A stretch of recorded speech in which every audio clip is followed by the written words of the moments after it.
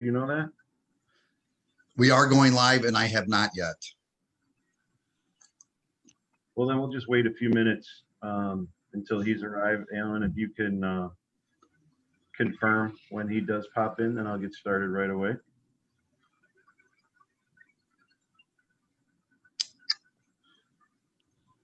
Yes.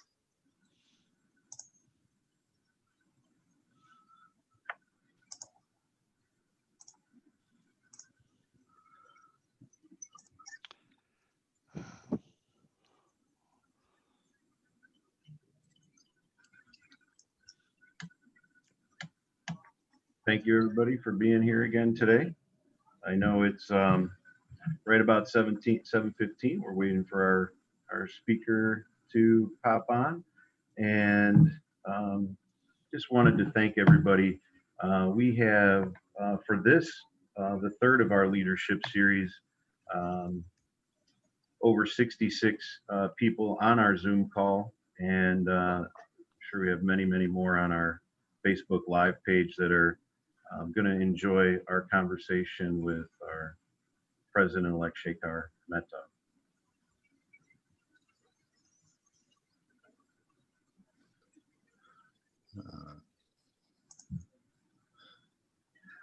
Talk about our speaker series and how well it's went.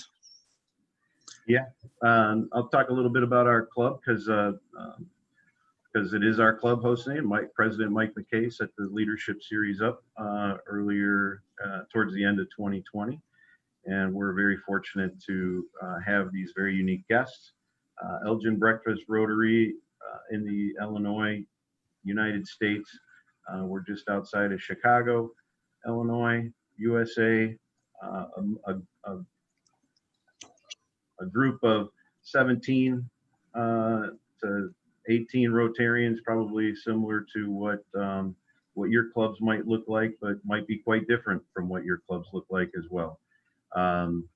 We have a major fundraiser that we started a few years ago, which has created some good economic impact into our community with the Elgin Craft Beer Fest, getting couple thousand people together to enjoy craft beer and donating the proceeds to our 5 local charities.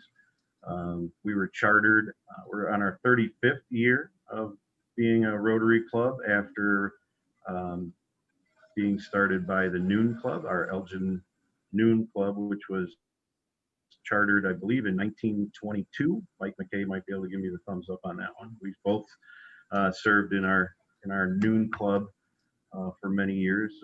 Both of us are past presidents of that club, and I'll be president of the Elgin Breakfast Rotary Club coming up here in 2021 to serve with many of you guys.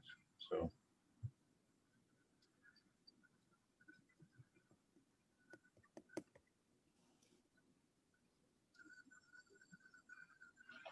Let's see, we had Jan Jones, our president nominee, the first female president, Rotary International president, on last week. We had a great conversation with her being a Jennifer Jones, with her being a marketing and communications expert. Her presentation was incredible. One of the takeaways I had was she called one of the good outcomes of the pandemic was we all have a global passport, and so I'll take that with me. And I enjoyed her vision and passion for Rotary, and I'm excited about being a Rotarian for the future. We had Holger on the week before, who's our current Rotary International president from Germany, and he spoke about how important it is to invite other people to your clubs and membership, and really enjoyed that. So.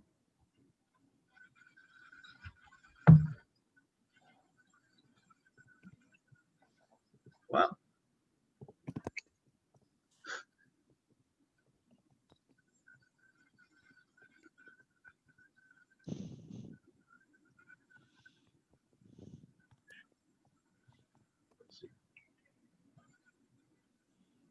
So we're just waiting a few more minutes for Shekhar to join us.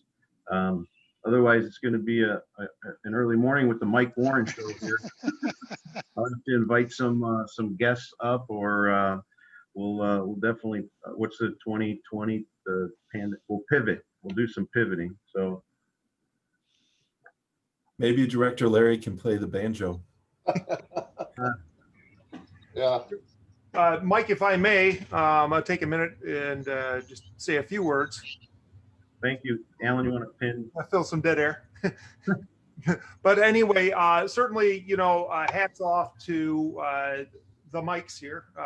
Mike McKay, the current president, Mike Warren, president-elect of the Elgin Breakfast Club here at District 6440. I want to thank you for putting on what is an extraordinary series here. For those who are unaware, they just made a few outreaches, and that's how easy it was here under the shadow of the pandemic, and put together an extraordinary lineup for their Rotary Leader Breakfast Club series. And I know Mike already mentioned who was here and what they discussed, but that being said, I want to thank, and I don't see Susie Howe on here, but I want to thank the forwarding of the invitation, as it were, and I welcome everyone who's here. We already heard from and saw past Director Larry Dimmitt here. Welcome, and welcome to all, certainly across the way here. And I want to thank all my classmates for joining us today. Really looking forward to our International Assembly, our final steps in training to take over the leadership roles of serving our districts and our communities. So I want to thank all of my classmates who've jumped on board, as well as all the Rotary dignitary and royalty, as I would say, past district governors, governors-elect, governors nominee, and certainly any other Rotarians leadership, as well as the folks who make it happen on the street. So Mike, thanks for giving me a moment there, but I just wanted to make sure that you all get the recognition again and again and again, as well as thank you to everyone for joining us.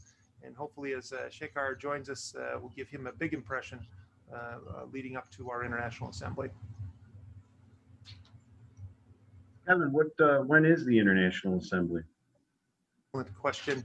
As everything is virtual this year, we anticipate International Assembly on a virtual format will begin the 1st of February and run through the 11th.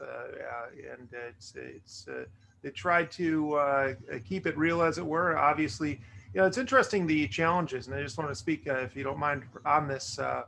The change to virtual for me personally, as we've been restricted in travel. Obviously, when we jump into these leadership roles, the expectation becomes more real as the position becomes more real, right? So you have expectations about any leadership position, but the uniqueness of what Rotary is for each of us who serve in our districts and our individual cultures, your mind shifts, and the virtual world we live in has altered my expectation of what it means to be a district governor. And one of the things that I guess consciously as much as subconsciously had an expectation of the travel perks, I guess you'd say, but we love our network, Rotarians do. And what is happening in my mind is sort of a refocus on why I'm here. And it almost makes me long for getting back down to the street and doing the street level Rotarian work that I love doing.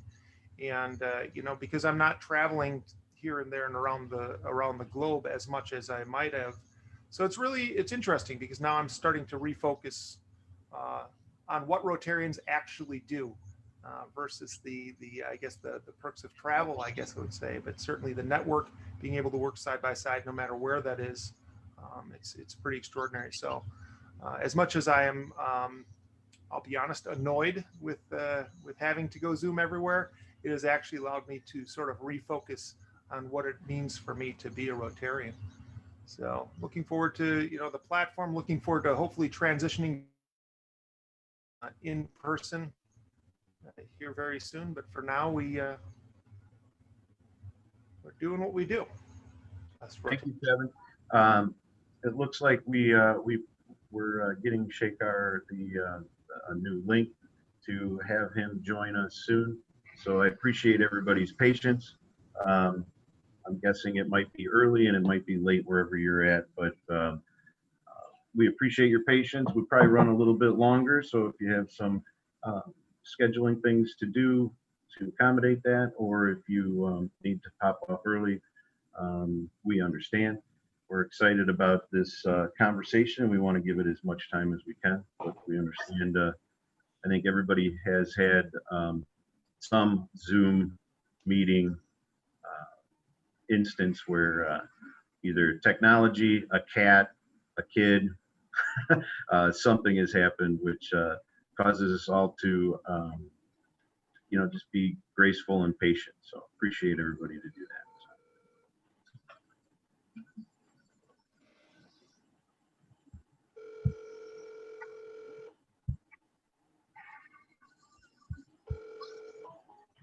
You're gonna tell me he just showed up. He hasn't shown up yet, but one of the guys on here said they've been able to connect with him online, so sounds like, All right, because I couldn't get him, but I got his assistant, and she said that he knew about it. yeah, looks like he's having trouble connecting. I don't know what He's the problem on. is. They're trying He's to on. send him a He's new on. link or I'm here. something, so somebody's online with him.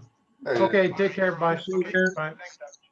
Well, good. Thank you, everybody. Welcome and good morning, Rotarians. Hope everyone's New Year's off to a great start. Welcome to week 3 of our 3-part speaker series with Rotary International Leadership. My name is Michael Warren, and I am the president-elect of the Elgin Breakfast Rotary Club here in Elgin, Illinois, in the United States of America. I would like to thank all of you for joining us this morning as we host Rotary International President-elect Shekhar Mehta. Good morning and hello, President-elect Shekhar Mehta. Hello to everyone. We start all of our meetings off with the Pledge of Allegiance. So please join us. Alan will put up a slide and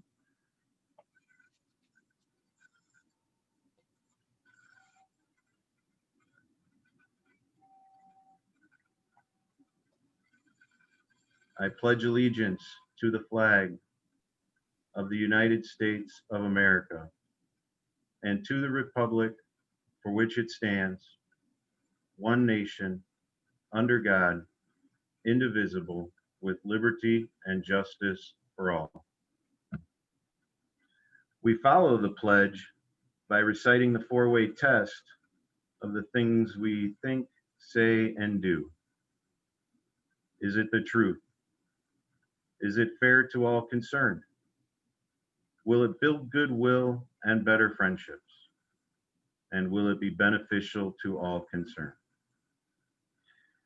As a reminder to our audience, we've prepared a list of questions for President-elect Shekhar today and will not be fielding live or submitted questions in order to ensure the smoothest conversation and the most efficient use of Shekhar's time. Good morning and welcome club members and guests gathering with us today. A special welcome to and thank you to District Governor Lyle Staub for his support and insight in preparing for today's call, and his and Kevin's efforts in inviting the 65 other clubs in District 6440, other districts in our zone number 29, and our neighboring zones. I would also like to thank District Governor-elect Kevin Stevens, District Governor nominee Bill Kamichek, and Elgin Breakfast Rotary Club members Greg Carr, Alan Kirk, and especially Club President Mike McKay for their assistance in preparing for today. We're abbreviating the protocol a little bit with all the introductions from all you distinguished Rotarians and your, but please know that we're recognizing your service. I would now like to introduce our honored guest and today's speaker, Rotary International President-elect Shekhar Mehta of Calcutta, Mahanagar, India, who will become the 4th Indian Rotary International President of its 115-year history when his term begins later in 2021. Shekhar Mehta was born in 1959 in Calcutta, India. A keen academician, he graduated from St. Xavier's College and has a unique combination of master's in commerce, qualified chartered accountant, cost accountant, and company secretary. He heads the Skyline Group, engaged in real estate development in different parts of India, including the largest group housing in the state of Rajasthan. He's a member of many professional, cultural, and charitable organizations. He has served as the trustee of Shelterbox UK and currently Operation Eyesight India, a Canada-based organization. Shekhar Mehta joined Rotary in 1985. He's a member of Rotary Calcutta Mahanagar. He served as district governor in 1999 to 2000 and was elevated to the board of directors of Rotary International for the 2011-2013 years.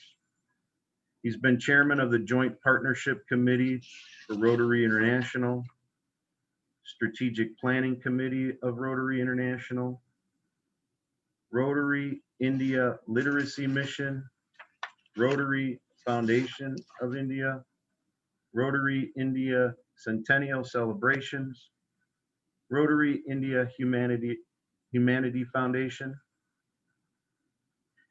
Keenly dedicated to service, Shekhar Mehta has led many major service initiatives in India and South Asia. As a result of these programs, he professes will be Rotary's role in the nation building in India. Shekhar Mehta is a motivational speaker. He has spoken at hundreds of events nationally and internationally. His motivation skills are par excellence, which has helped raise millions of dollars for the Rotary Foundation. Shekhar Mehta is the recipient of the highest awards of Rotary International, the Rotary and the Rotary Foundation, the Service Above Self Award, the Meritorious Service Award, the Distinguished Service Award. Shekhar Mehta is married to Rasha. She's a social worker and is a stage artist. They have a son, Shirag, married to Geeta, and a daughter, Geeta, and a grandson, Veer. His guiding mantra in life is, I love this is great, service is the rent we pay for the space we occupy on this earth. Shekhar, welcome to our meeting, and we look forward to your comments.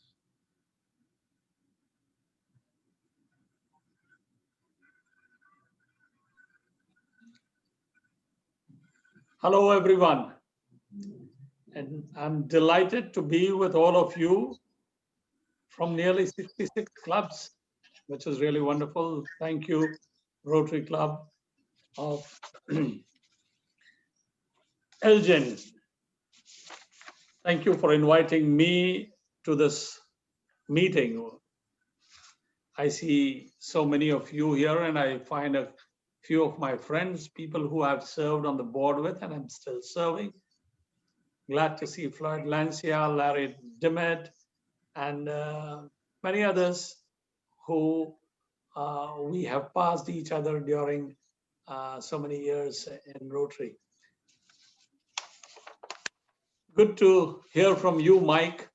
It'll be a pleasure when we serve the organization together as presidents. I look forward to that. Great to see you, District Governor Lyle. So Elgin Breakfast Rotary Club. You are just 17 members, but you pack a lot of punch, it seems. And I'm so happy to be amongst all of you. So this, what I'm going to speak is absolutely perfect for your Rotary Club. And the topic is the power of one.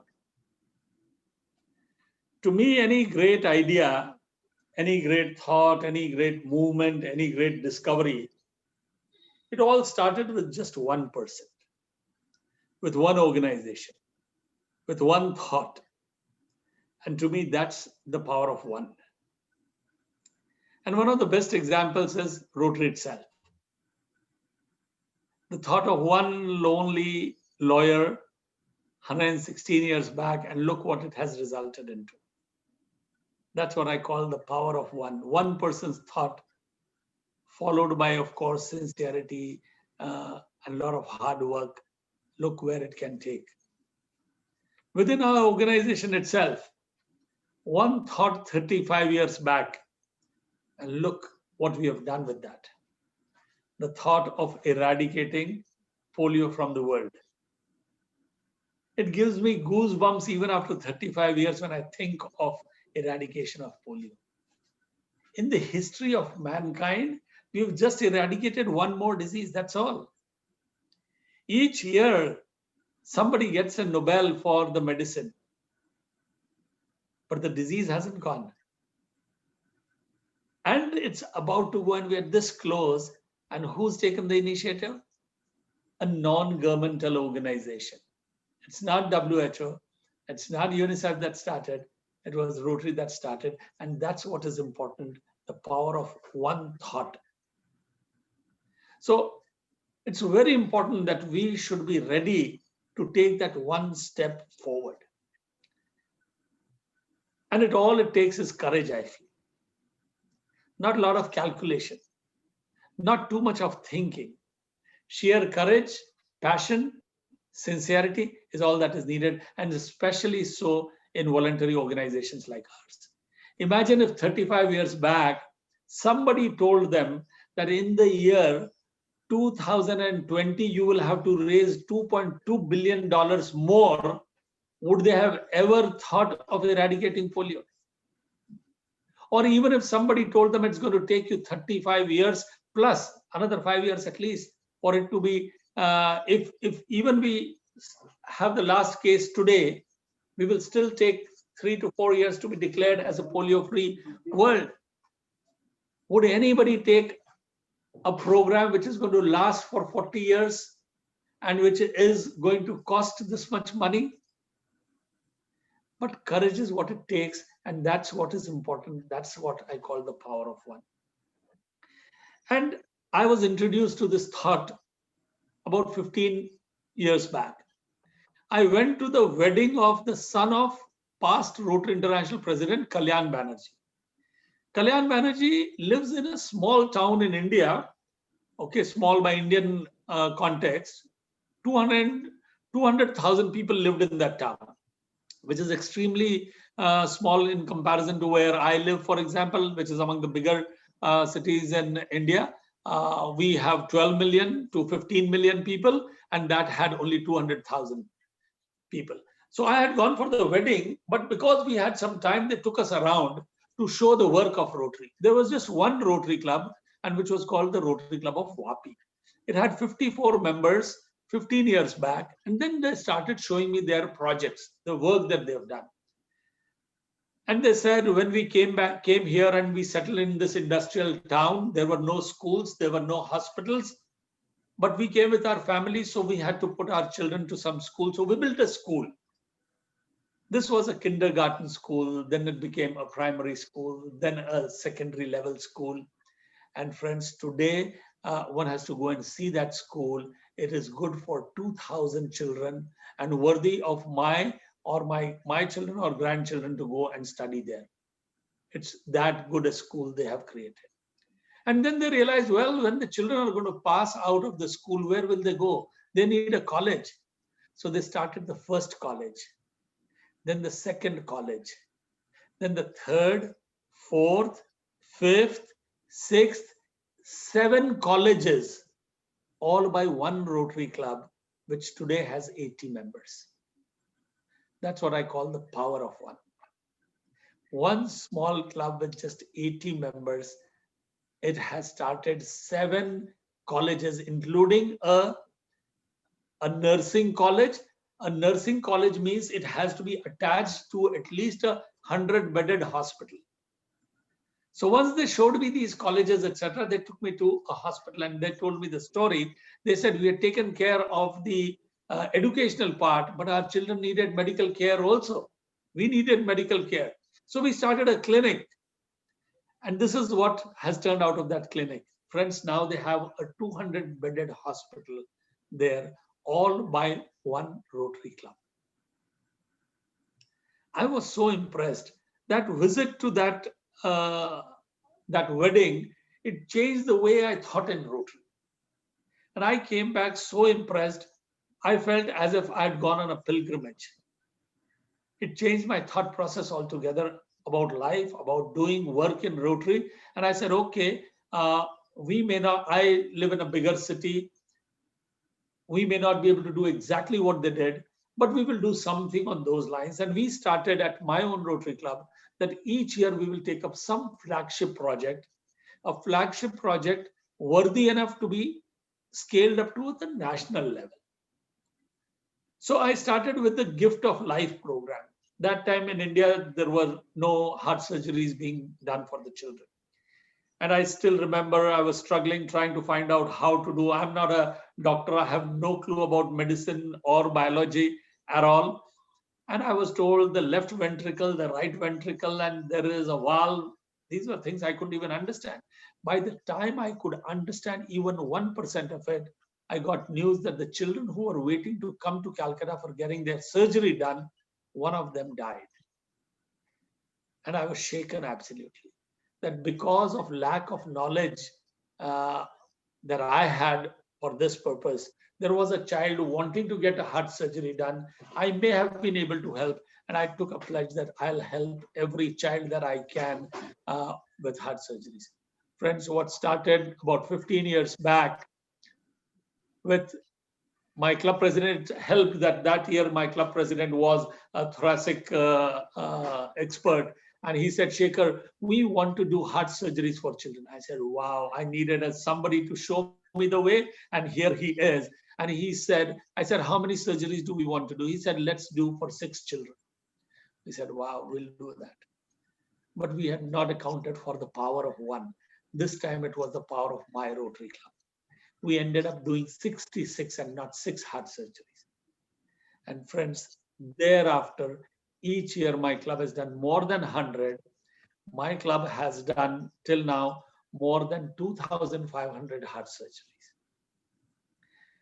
And it so happened when I became the member of the board of directors, the state that I live in, the chief minister, which is quite like the governor of your states, was just newly elected. I went to meet her. I said, okay, my gift to you from Rotary, the first time I'm coming, is that you can refer 100 children to us if they come to you, and you being the chief minister, a lot of requests come for free heart surgeries, etc. We'll do them for you. Friends, over the next 2 years' time, she sent us 200 children. And the best part was just after the 200th child, she started it as a statewide program. Now, any children in my state, if he or she wants to get a heart surgery done, the government pays the money for that. And to me, this is what Rotary's role is. And this is what I call, when I was being introduced, Rotary's role in nation building. What has started in my state has now got started in many other states. Children there get heart surgeries done, and they get it done either at a hugely subsidized cost or free of cost, only because Rotary showed the way. You also heard that I am on the board of Shelter Box, but that's a very recent thing. Long time back, I saw Shelter Box and I was really impressed by the content, the way they worked, etc. And we did use the shelter boxes during tsunami. But just post-tsunami, our government stopped all relief material imports. So shelter box also was stopped. So it struck me that, okay, when we want to do a flagship project, I started something called the shelter kit. Now, this was quite like the shelter box. It was a big container, a big trunk, which contained 52 items of daily use. Absolutely the thing required by people who are fleeing from a disaster. For them to go back home and start their home, it had everything. It had the tarpaulins to create the tents for themselves, blankets, bed sheets, clothes for an entire family, 2 sets of clothes, cooking utensils, eating utensils, a stove, jerry can for water, water purifying tablets, etc., everything. And soon enough, there has not been a single disaster in India, major disaster, where shelter kit is not amongst the first relief materials to reach out to people. Till now, we have done more than 15,000 families have been helped over the years by the Shelter Kit program in India as well as in Nepal. And now, again, my state has itself started the Shelter Kit program. So what I'm trying to get at is, it's not the size of the club. Similarly, the Elgin Breakfast Club, it's not the size which is important. It's what you have within you, that's what is important. So I'm very happy. So what if you are only 17 members? I'm extremely happy to be with all of you because I understand the power of one.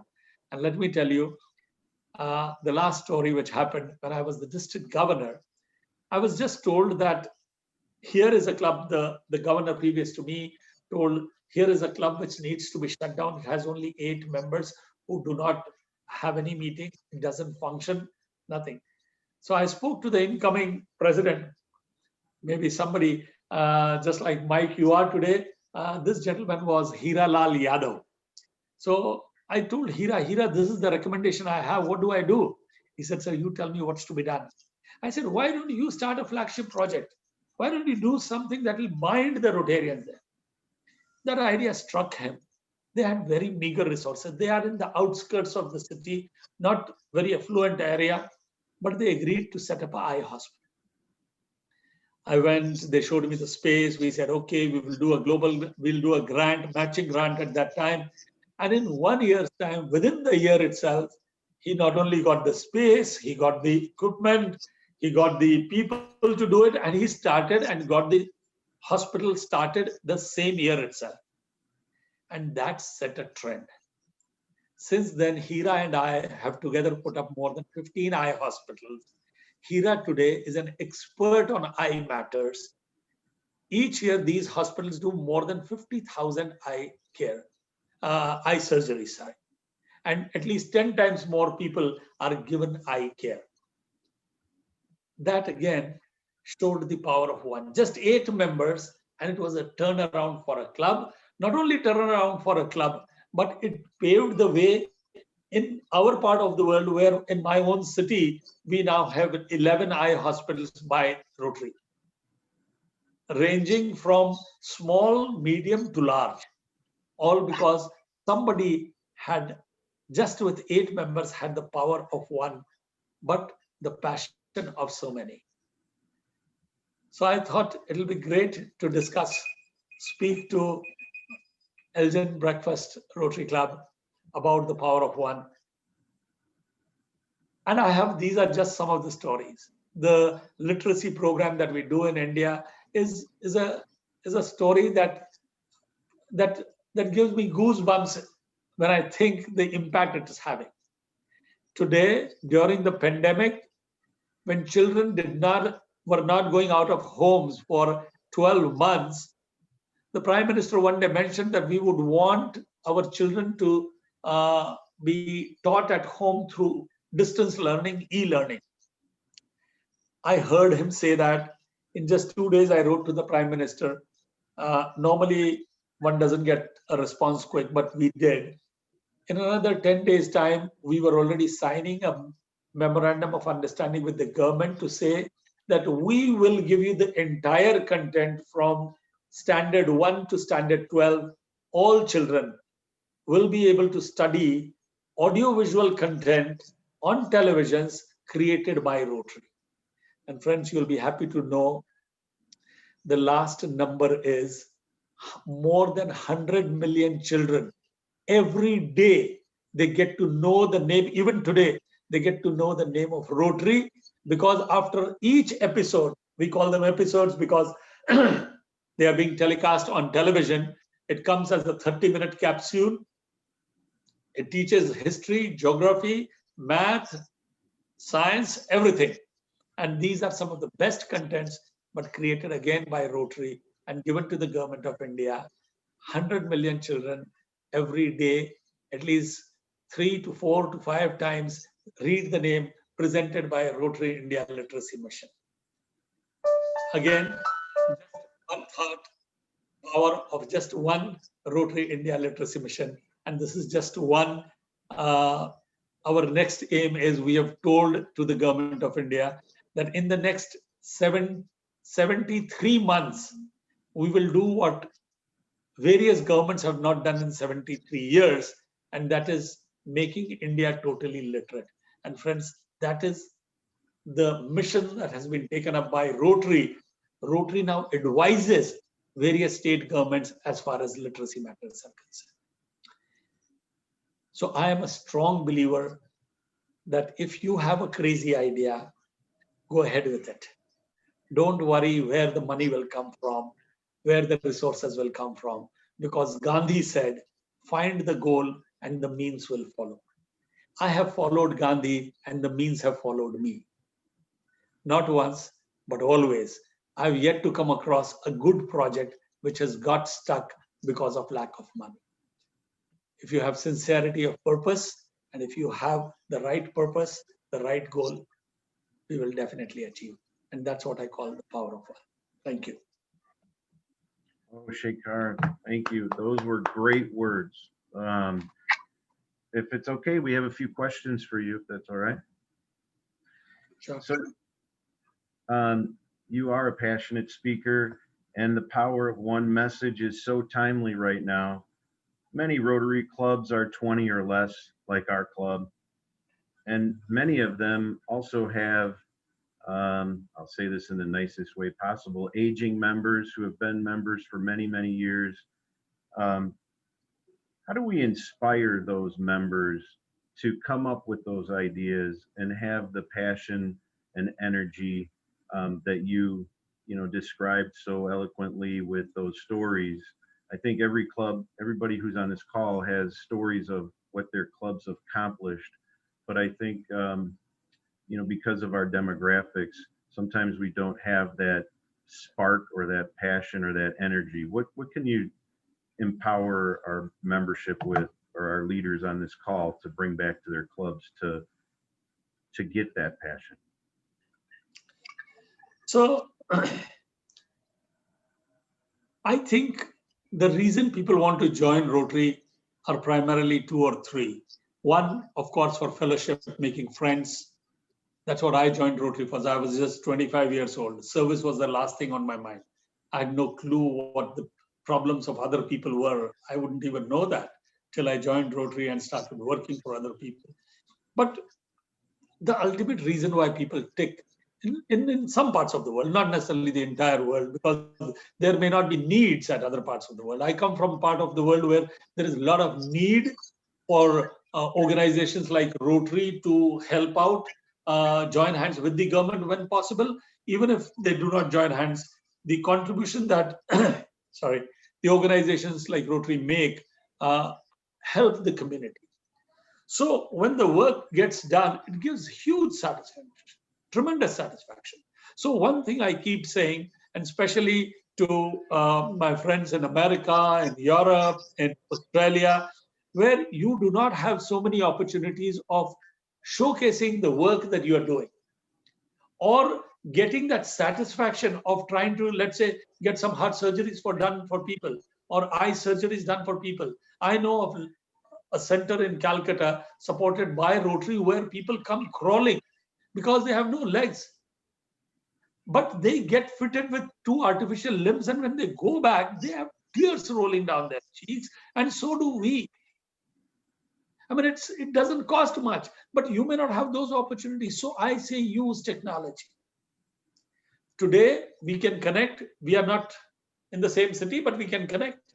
And it's great to see Doug Wilson, my friend who's done so many projects with me. Good to see you, Doug.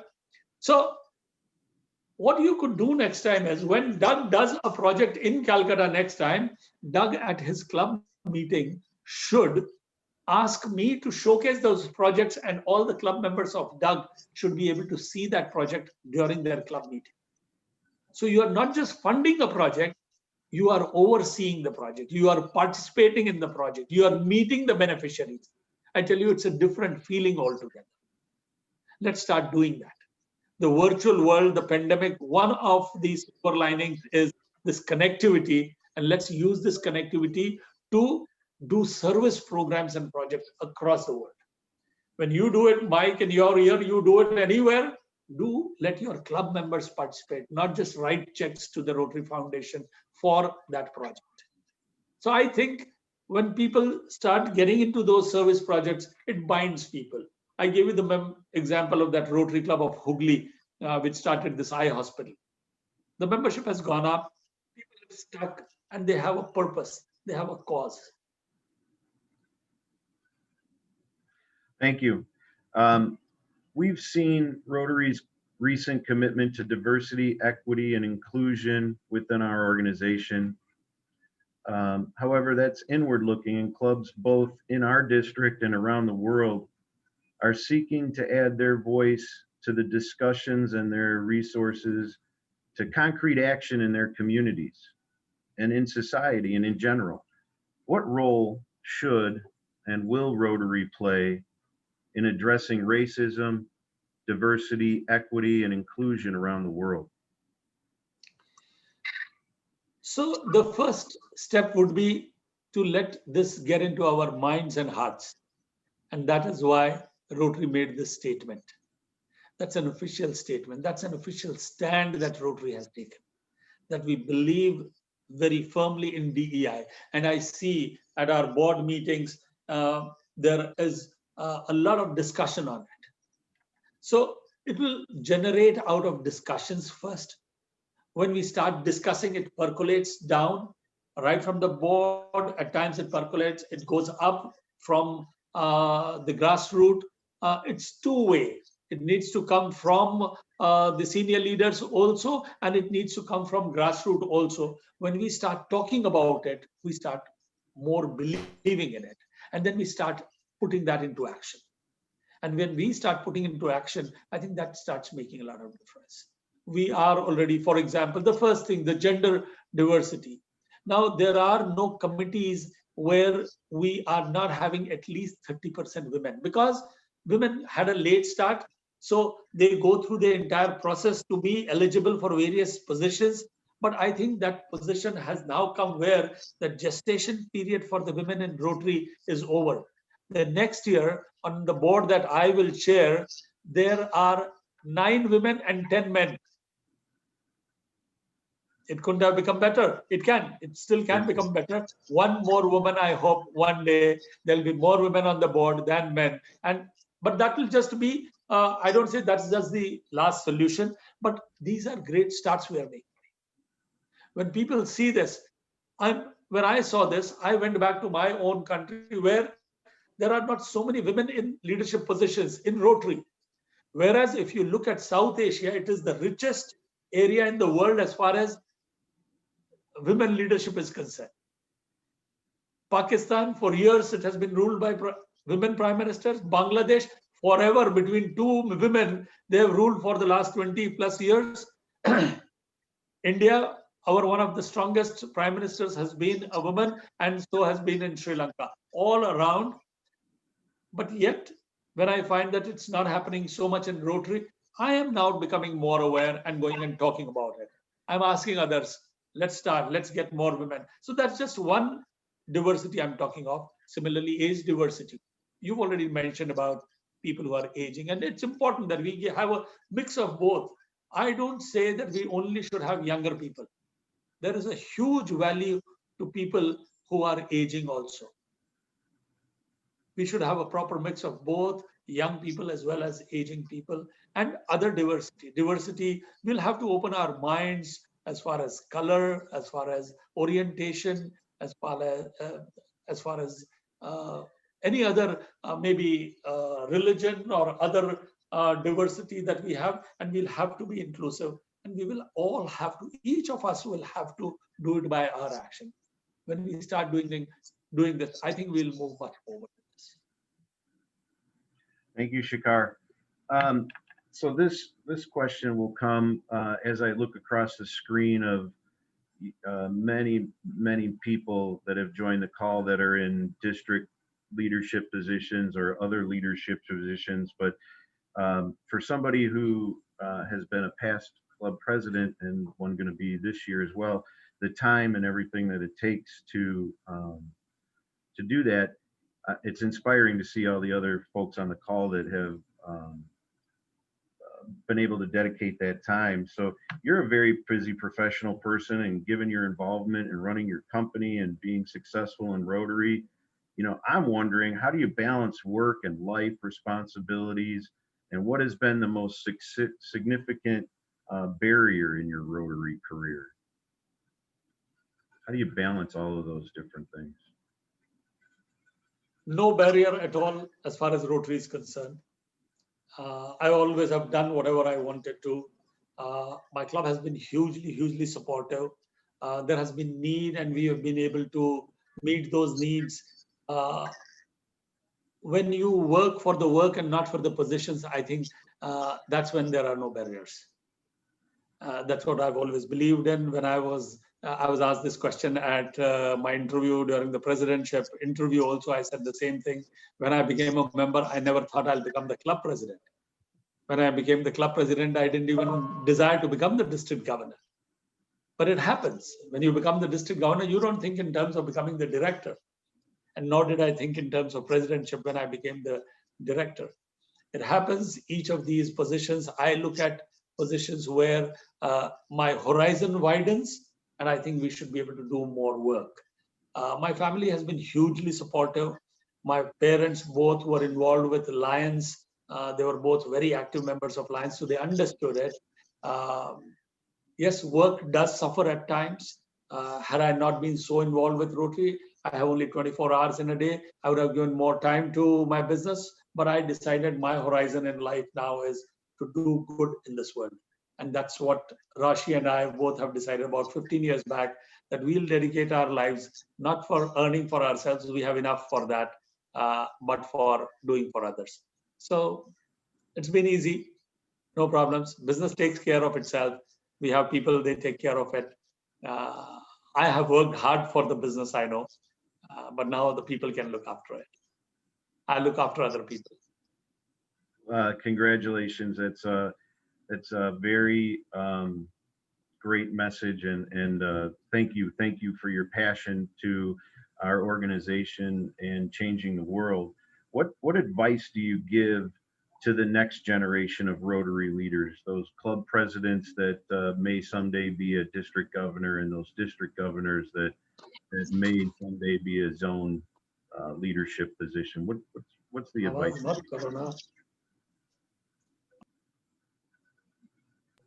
So the first thing I always say is Rotary is an organization of volunteers. A volunteer is a person who says, yes, I will.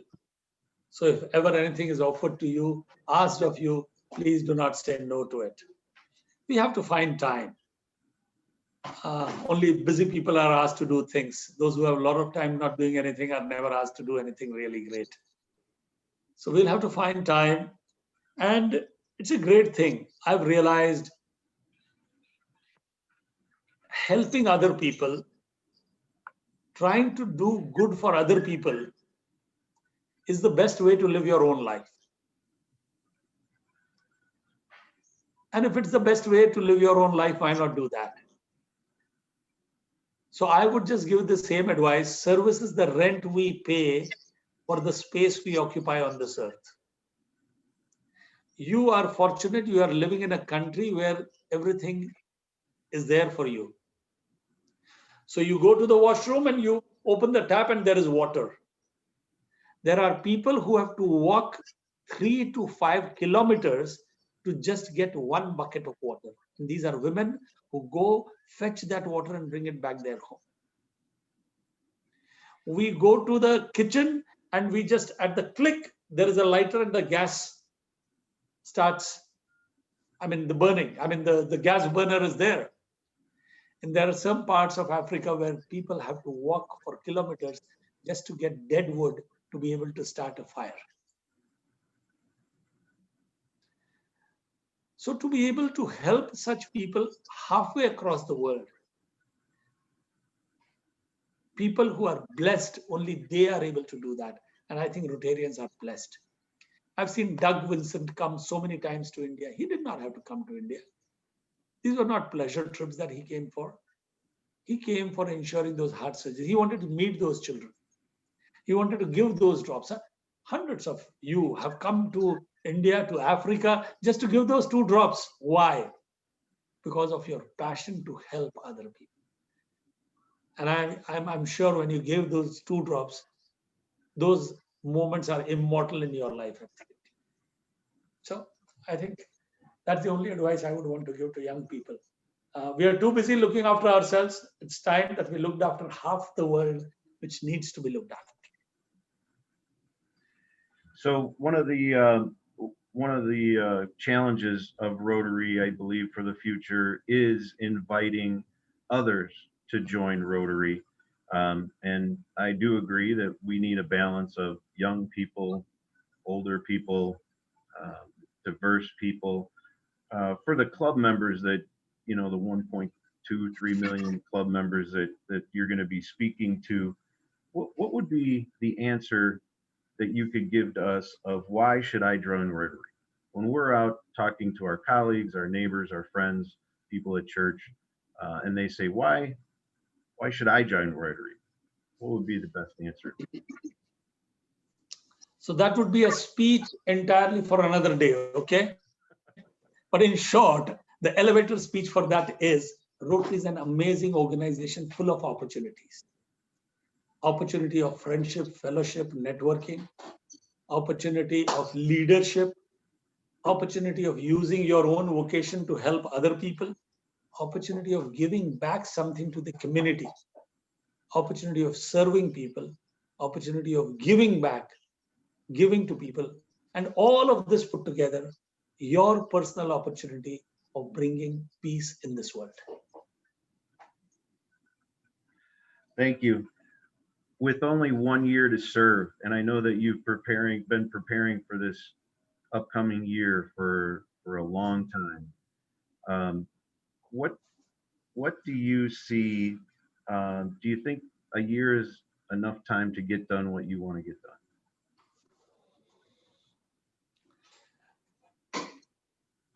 Yes and no.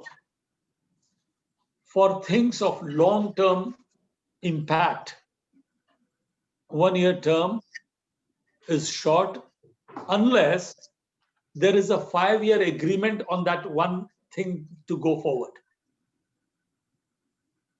For example, I'll just give you an example. Let's say we agree that for the next 5 years, we will concentrate on the programs of environment. That will be the big focus. Of course, polio is our main focus, but after all, we don't do polio-related activities every 365 days, maybe 1 or 2 days out of the entire year. What do we do the rest of the time? Friendship, fellowship, listening to speakers, etc., and maybe some service activities. In our part, it's the other way around, more service activities and less of the other things. So 1 year can be short from that point of view, but if there is continuity in programs and projects, I think it can be very good. But that's the beauty of our organization. The leadership changes every year. So 1 year is good enough to do things that you wish to, because as a president, I don't think I want to achieve anything in 1 year. I would want the organization to move forward, put in my leadership abilities along with the other 18 people on the board, try and take decisions, try and, as I go and meet other people, inspire them to do the work of Rotary. To me, that is service above self. Rest for me is at my club, different parts of the world. In Japan, they don't have so many opportunities of doing service activities. In Germany, Rotary means different to what it is in Japan, to what it is in India. In America, the thought process is different for Rotary as it is in South America. So it's an organization which has advantages, disadvantages, both sides of a coin, But I look at it that 1 year is more than enough for doing what I'm supposed to do. I would not want to do it for 2 years. Thank you for that. As we come to a close, I have one last question. What do you hope your legacy will be from your time as Rotary International president? What do you want the organization to remember from your time as service?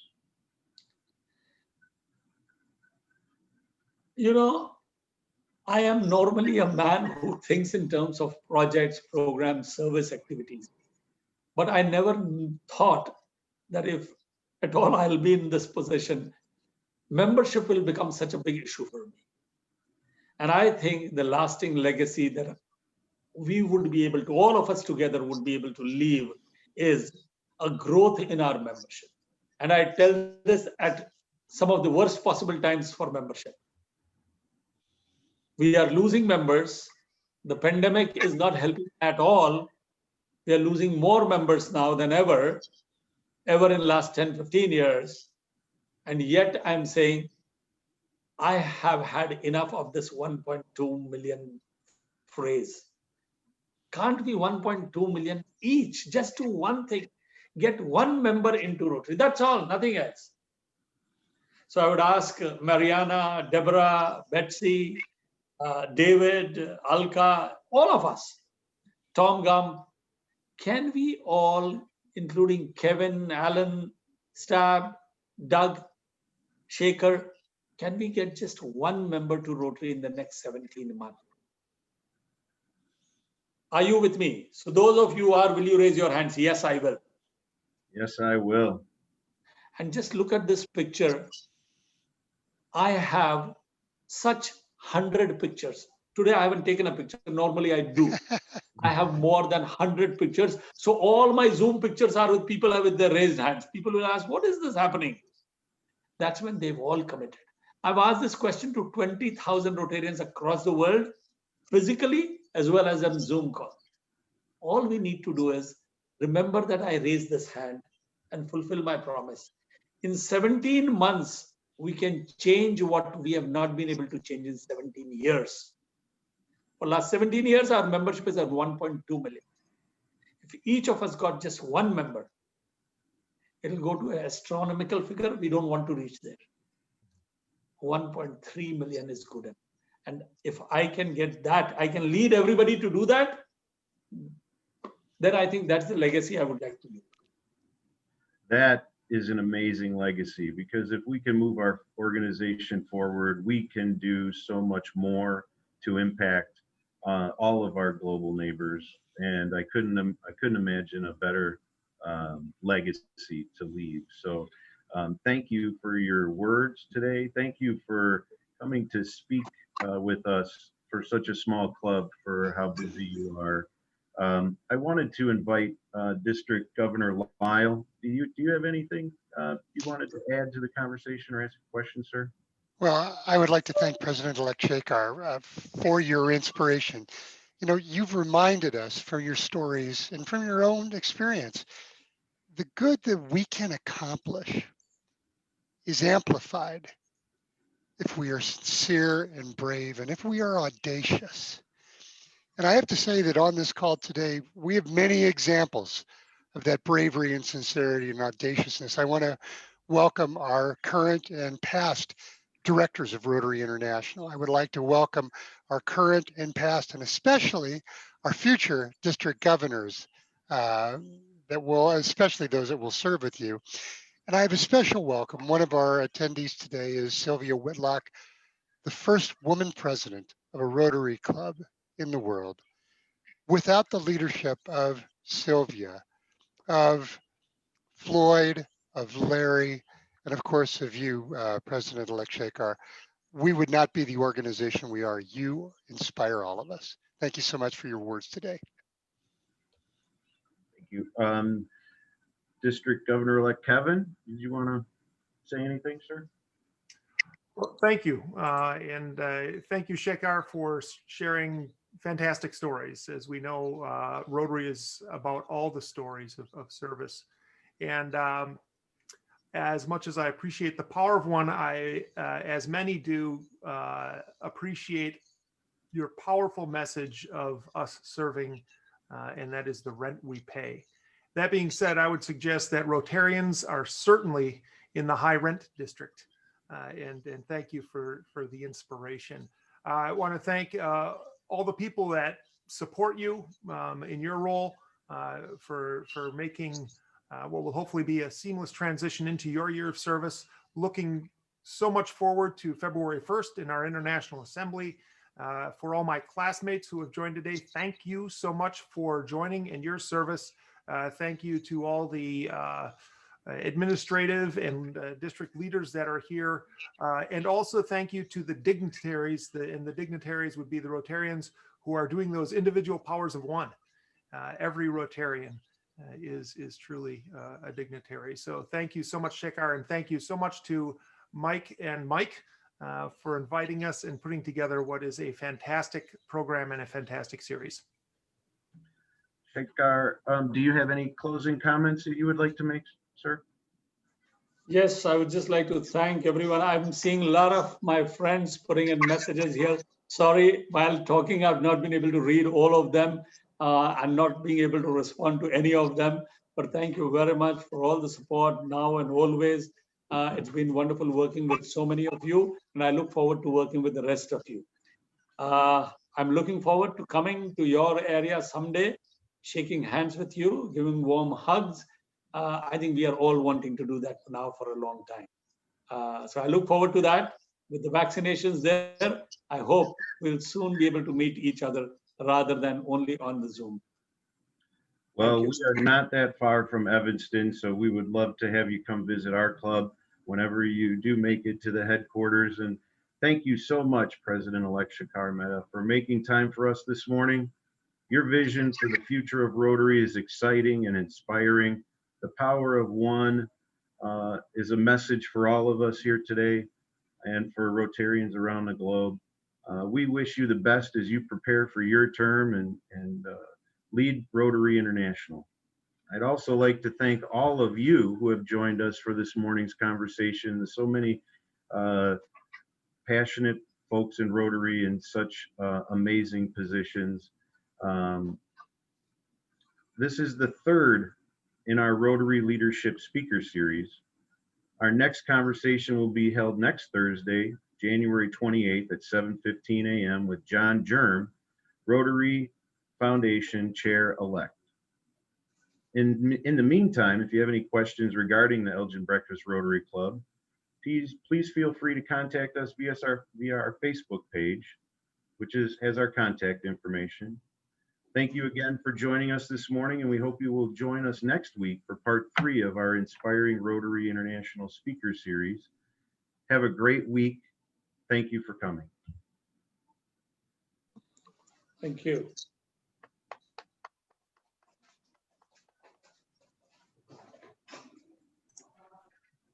Thank you. Thank you. Thank you. Bye-bye. Alan, you want to put up that slide for our next series? There we go.